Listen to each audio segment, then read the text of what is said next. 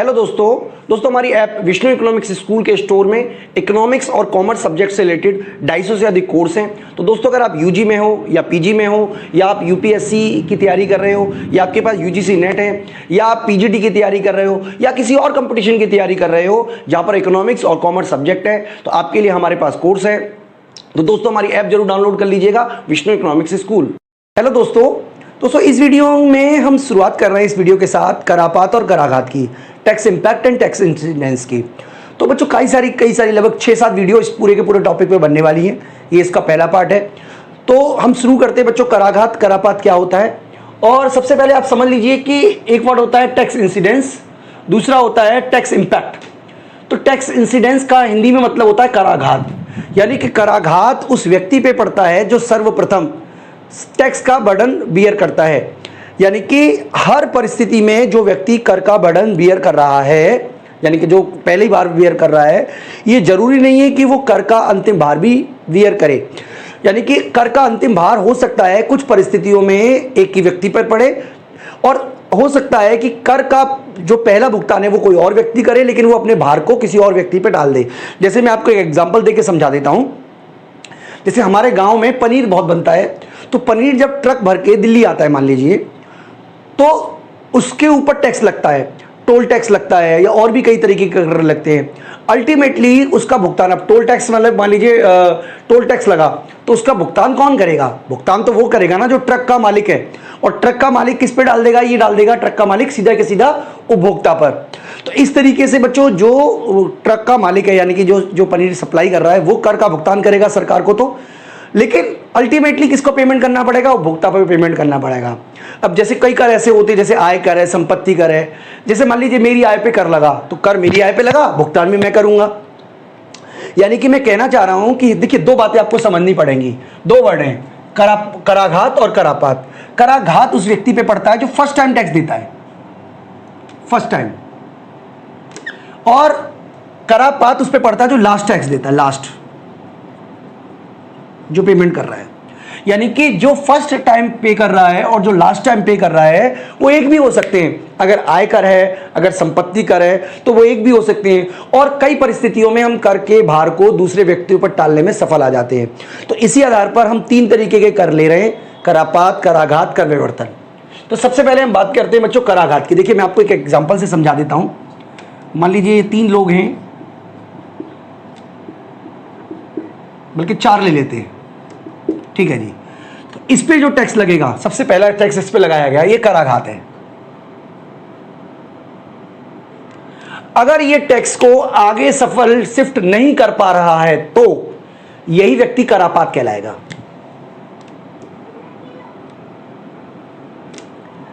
ठीक है जी। यानी कि करापात किस स्थिति, कराघात करापात किस स्थिति में हुआ? यदि ये कर का भार को आगे की तरफ शिफ्ट नहीं कर पा रहा है। लेकिन अगर हम मान लें कि ये कर के भार को आगे की तरफ शिफ्ट कर रहा है इसके ऊपर, फिर ये शिफ्ट कर रहा है इसके ऊपर, ये शिफ्ट कर रहा है इसके ऊपर, तो जो अल्टीमेटली जो है करापात वो इस व्यक्ति पे आके लगेगा। और इस पूरी की पूरी प्रक्रिया को कर विवर्तन बोलते हैं। ठीक है बच्चों, तो ये आपको बेसिक कंसेप्ट समझना है। यानी कि कराघात उस व्यक्ति पे पड़ता है जो सर्वप्रथम सरकार को कर का भुगतान करने का दायित्व जिसके ऊपर होता है, या सरकार जिस पे कर लगाती है। कर विवर्तन उस प्रक्रिया को कहते हैं जिसमें कर के भार को एक व्यक्ति दूसरे व्यक्ति पर टालने में सफल हो जाता है या हस्तांतरण कर देता है। और यह हस्तांतरण जो है वो कानून है, कानूनी प्रावधानों के अंदर ही हस्तांतरण किया जाता है। प्रकार की अगर हम बात करें बच्चों, तो कर विवर्तन 2 तरीके के होते हैं। एक बिंदु कर विवर्तन, मान लीजिए ए केवल बी पे डाल रहा है, बस 2 ही लोग इन्वॉल्व हैं, इसके अलावा कोई नहीं है। यानी कि जैसे मान लीजिए मैंने आपको बच्चे पढ़ाता हूं, तो मुझे भी टैक्स भरना पड़ रहा है, जीएसटी मुझे भी भरना पड़ रहा है। मान लीजिए अगर मेरी इनकम 20 लाख से ऊपर है, तो अगर जीएसटी भरना पड़ रहा है तो मैंने जीएसटी भरा और आपसे वसूल लिया। 1 पॉइंट है, एक ही पॉइंट पर टैक्स हुआ है, तो इसको बोलते हैं 1 पॉइंट टैक्स। यानी कि जिसमें एक ही बिंदु पर कर विवर्तन होता है। और अगर कर विवर्तन कई बिंदुओं पर होते हैं तो उसको बोलते हैं अनेक बिंदु कर विवर्तन, अनेक बिंदु कर विवर्तन। ठीक है बच्चों, तो ये है इसका पूरा का पूरा मतलब। इसके अलावा कर विवर्तन आगे की ओर भी हो सकता है। यदि उत्पादक जो है वो उपभोक्ता पे डाल दे, तो वो कहता है आगे की ओर कर का विवर्तन। अगर उपभोक्ता पे कर लगता है और उत्पादक को ये डर लगता है कि यार उसका माल बिकेगा कि नहीं बिकेगा, तो कई परिस्थितियों में उपभोक्ता पर लगने वाले कर को उत्पादक वसूल लेता है। जैसे मान लीजिए मकान लेने आप जाते हो तो मकान की रजिस्ट्री कराने पर आपको जीएसटी भरनी पड़ेगी, लेकिन कई ऐसे बिल्डर्स हैं जो कहते हैं कि जीएसटी आप मत भरो, जो जीएसटी का पेमेंट है वो हम आपकी जगह कर देंगे। तो ये कौन सा टैक्स है? इसको बोलते हैं पीछे की ओर कर विवर्तन। तो आगे की ओर भी कर विवर्तन होता है, पीछे की ओर भी कर विवर्तन होता है। करापात की अगर हम बात करें बच्चों, तो करापात उस व्यक्ति पे पड़ता है जो कर को लास्ट में बियर करता है, वो कर का भुगतान खुद कर रहा है, वो आगे किसी को विवर्तित नहीं कर सकता। लास्ट में जाकर उसकी जिम्मेदारी बन जाती है इस सारे के सारे दर्द को सहन करने की, और वो आगे की तरफ न पीछे की तरफ इसको शिफ्ट नहीं कर सकता है। अब कई बार इसके जो भार है उसको हम मौद्रिक भार मानते हैं, कई बार वास्तविक भार में मानते हैं। तो मौद्रिक भार बच्चों वो होता है जो इसकी आय में कमी देखने को मिलती है। यानी कि मान लीजिए मैं 10,000 रुपये से मुझे टैक्स लग गया 2,000 रुपये का, तो कुल मिलाकर मेरा जो मौद्रिक भार है वो 2,000 रुपये है। इसको बोलते हैं मौद्रिक भार। वास्तविक भार का मतलब है कि 2,000 रुपये टैक्स लग देने के बाद मैं कितनी कम वस्तु का उपभोग कर पा रहा हूं, ये मेरा वास्तविक भार है। यानी कि जो कल्याण में कमी आएगी, जो मेरे वेलफेयर में कमी आई, जो आप कह सकते हो कि आपकी उत्पादकता में कमी आई, वो है कर का वास्तविक भार। मौद्रिक भार का तो मुद्रा में माप सकते हो, लेकिन वास्तविक भार जो है वो एक मनोवैज्ञानिक स्थिति है। कल्याण में कमी है, इसको मुद्रा में मापने के लिए आपको आप कह सकते हो एस्टिमेटेड वैल्यू का यूज करना पड़ता है। तो ये बच्चों सारे के सारे इंपैक्ट है। तो यहां पर बच्चों हमने समझा कराघात, कर विवर्तन और करापात में क्या फर्क होता है। तो एक बार हम करापात और कराघात में अंतर समझ लेते हैं बच्चों। तो जैसा कि आप अपनी साइड स्क्रीन पे देख पा रहे होंगे, पहला अंतर जैसा हमने बताया हुआ है कि कराघात किसी कर के प्रारंभिक भार को प्रकट करता है, जबकि करापात उस कर के अंतिम भार को प्रकट करता है। तो ये बात बिल्कुल क्लियर हो जानी चाहिए बच्चों कि कराघात उस व्यक्ति पे पड़ता है जो कर का प्रारंभिक भार सहता है, और करापात उस व्यक्ति पे पड़ता है जो कर का अंतिम भार सहता है। कराघात का भार उस व्यक्ति के द्वारा अनुभव किया जाता है, कराघात का भार उस व्यक्ति के द्वारा अनुभव किया जाता है बच्चों। हाँ, कराघात का भार उस व्यक्ति के द्वारा अनुभव करता है जिससे सरकार कर वसूलती है। इसके विपरीत करापात उसका भार उस व्यक्ति के द्वारा वसूल किया जाता है, या सॉरी अनुभव किया जाता है, जो वास्तव में कर का भार सहन करता है। ठीक है बच्चों, जैसे आप दवाई लेने गए तो दवाई लेने में जो टैक्स का पेमेंट है वो तो दवाई का मालिक करेगा जो दवाई बेच रहा है, लेकिन उसका अल्टीमेटली भार जो है वो दवाई विक्रेता उपभोक्ता पे डाल देगा। इसके अलावा बच्चों कराघात में भार जो है वो एक व्यक्ति दूसरे व्यक्ति पे विवर्तित करा देता है, लेकिन जिस व्यक्ति पे करापात लगता है वो कर के भार को दूसरे व्यक्तियों पे टाल नहीं सकता। इसके अलावा बच्चों कराघात जो है, कराघात को वे करदाता महसूस करते हैं जिनसे कर एकत्रित किया जाता है, और करापात को वो करदाता महसूस करते हैं जो कर का वास्तविक भार सहन करते हैं। तो बच्चों इस तरीके से हमने कराघात और करापात में अंतर को समझा। अब हम बात करते हैं कि देखिए, ये तो हम समझ गए कि एक व्यक्ति, जैसे मान लीजिए 100 रुपए का टैक्स लगा, टैक्स 100 रुपए का लगा, किस पे लगा टैक्स? मान लीजिए उत्पादक पे लगा, हम ये उत्पादक पे मान के चल रहे हैं। तो ये जरूरी नहीं है कि 100 रुपए का अगर टैक्स लगा है तो 100 का 100 उत्पादक उपभोक्ता पे टाल देगा, ऐसा कभी नहीं होता। सॉरी, मैं गलत बोल गया, ऐसा कभी तो कुछ कंडीशन में हो सकता है, लेकिन आमतौर पर ऐसा होता है बच्चों कि उत्पादक और उपभोक्ता दोनों ही कर का भार को सहते हैं। यानी कि कराघात अगर किसी व्यक्ति पे पड़ता है तो यह जरूरी नहीं है कि सारा का सारा वो कर का जो है वो दूसरे पे शिफ्ट कर दे। कुछ प्रपोर्शन वो हो सकता है खुद भी रख ले, कुछ प्रपोर्शन वो आगे भी शिफ्ट कर सकता है। तो कौन कौन सी बातें होती हैं ये हम समझनी पड़ेगी बच्चों। तो सबसे पहला है करों का प्रकृति। देखिए, अगर करों का प्रकृति प्रत्यक्ष कर की है तो करों को टालना संभव नहीं होता, करों का विवर्तन संभव नहीं होता। इसकी वजह से व्यक्ति जिस पे कर लगा है उसको 100% भाग खुद ही सहन करना पड़ता है। यानी कि इस स्थिति में कराघात और करापात एक ही व्यक्ति पर होता है। अगर मुझे हाउस प्रॉपर्टी टैक्स जमा कराना है तो मैं ही जमा कराऊंगा, अपने स्टूडेंट से मैं हाउस प्रॉपर्टी टैक्स वसूल नहीं सकता हूं। तो ये है बच्चों प्रत्यक्ष कर की प्रकृति। अप्रत्यक्ष कर इस तरीके के नेचर के होते हैं जिनमें कर के भार को दूसरे व्यक्तियों पर आसानी से टाला जा सकता है, और खास तौर पर उस व्यक्ति से जो वस्तु का अंतिम यूज करता है। तो इस तरीके से बच्चों हमने समझा कि प्रत्यक्ष करों में करों का आपात, यानी करों को आपात जो है वो एक ही व्यक्ति पे पड़ता है, यानी कि करों का विवर्तन संभव नहीं है, और अप्रत्यक्ष करों में करों का विवर्तन बहुत आसानी से हो जाता है, इसलिए कराघात और करापात अलग अलग व्यक्तियों पे पड़ता है।